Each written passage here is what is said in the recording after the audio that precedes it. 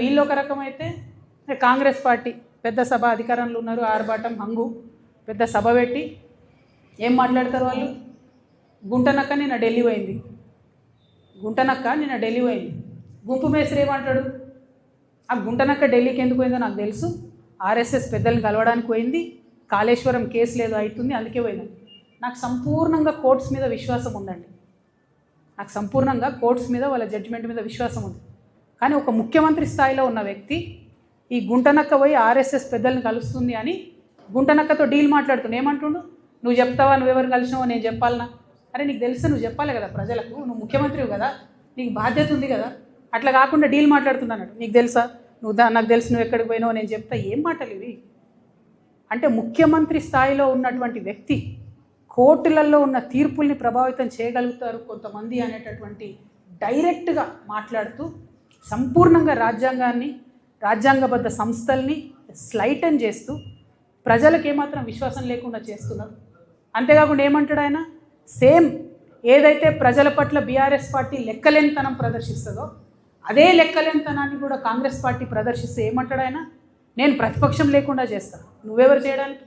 ప్రజలు కదా డిసైడ్ చేయాలి ఎవరు ప్రతిపక్షంలో ఉంటారు, ఎవరు అధికారంలో ఉంటారు, ఎవరికే పాత్ర ఉంటుంది, ప్రజలు కదా డిసైడ్ చేయాలి. వచ్చే 10 ఏళ్ళు నేనే అధికారంలో ఉంటా, 7 ఏళ్ళు ఉంటావు. రైతు బంధా ఏడైచ్చినావు, రైతు భరోసా సీజన్ మొత్తం అయిపోయినాక ఇస్తారా? నిన్న కూడా 5 ఎకరాలకే ఇచ్చారు. ఏమి ఇచ్చిందని? మీరు ఎందుకు అధికారంలో ఉంటారు? ఇల్లు కూడా కొట్టినందుకు అధికారంలో ఉంటారా? 2 నెలల పాప చచ్చిపోతే మాట్లాడలేదని అధికారంలో ఉంటారా? దేనికోసం అధికారంలో ఉంటారు? ఒక ఉద్యోగం ఇచ్చిరాని అధికారంలో ఉంటారా? జాబ్ క్యాలెండర్ ఇచ్చిరాని అధికారంలో ఉంటారా? దేనికోసం ఉంటారు అధికారంలో?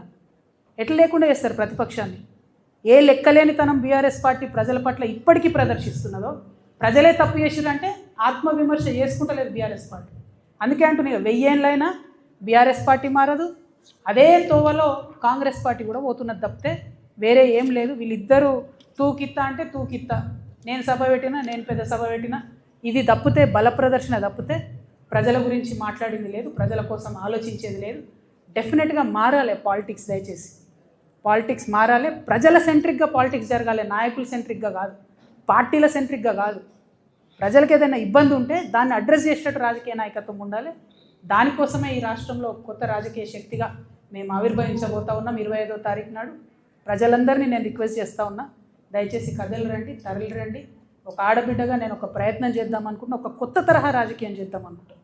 ప్రజల కష్టాలు తీరేటట్టు, ప్రాబ్లం ఉంటే ఆహా ఉందా అని అక్నాలెడ్జ్మెంట్ కాదు, పరిష్కారం కోసం వెతికేటటువంటి పోరాట పటిమతో మీ దగ్గరికి వద్దాం అనుకుంటున్నా. ఒక ఆడబిడ్డగా వస్తున్నా, ఆశీర్వదించమని కోరుతూ సభను విజయవంతం చేయవలసిందిగా జాగృతి కార్యకర్తలకు, నాయకులకు పిలుపునిస్తూ యంగ్స్టర్స్కి, స్టూడెంట్స్కి, యూత్కి ప్రత్యేకించి వెల్కమ్ చెప్తూ సెలవు తీసుకుంటున్నాను. Thank you. జై తెలంగాణ, జై జాగృతి, జై తెలంగాణ.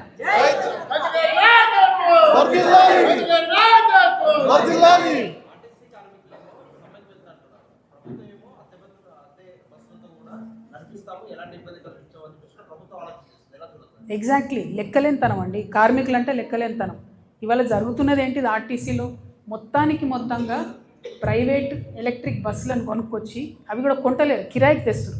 కిరాయికి తీసుకొచ్చి దాంట్లో ఆర్టీసీ డ్రైవర్స్ కాకుండా ప్రైవేట్ డ్రైవర్స్ని పెట్టడం, అంటే ఆర్టీసీ వర్క్ ఫోర్స్ని అంతా కూడా తగ్గించేసి ప్రభుత్వ ఆర్టీసీ ఉద్యోగులు లేకుండా చేసి మొత్తంగా ఆర్టీసీని ప్రైవేట్ పరం చేసేటటువంటి ప్రయత్నం చేస్తున్నారు.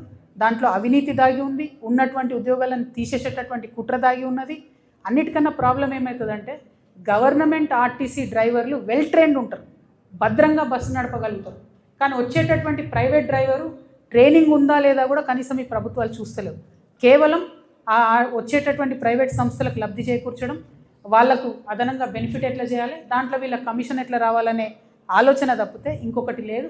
రాష్ట్ర వ్యాప్తంగా కూడా చాలా డిపోలలో ఓన్లీ ఎలక్ట్రిక్ బస్సులను పెట్టుకుంటా ఉన్నారు. ఆ ఎలక్ట్రిక్ బస్సులలో కూడా ఆర్టీసీ డ్రైవర్లు ఉండాలి, గవర్నమెంట్ డ్రైవర్లు ఉండాలని చెప్పి మేము డిమాండ్ చేస్తున్నాం. ఏదైతే ఆర్టీసీని విలీనం చేస్తామని చెప్పి మాట ఇచ్చి కాంగ్రెస్ పార్టీ అధికారంలోకి వచ్చిందో దాని ఊసు లేకుండా ఇవాళ కార్మికులంతా కూడా మరి ప్రశ్నిస్తుంటే కర్కశంగా అణచివేసే ప్రయత్నం చేస్తున్నారు. కాబట్టి ఆర్టీసీ కార్మికులకు మేము భరోసా ఇస్తూ ఉన్నాం, ఖచ్చితంగా మీ వెంట మేము ఉంటాం, గట్టిగా ఫైట్ చేద్దాం, మన హక్కుల్ని సాధించుకుందాం. Thank you. జై తెలంగాణ.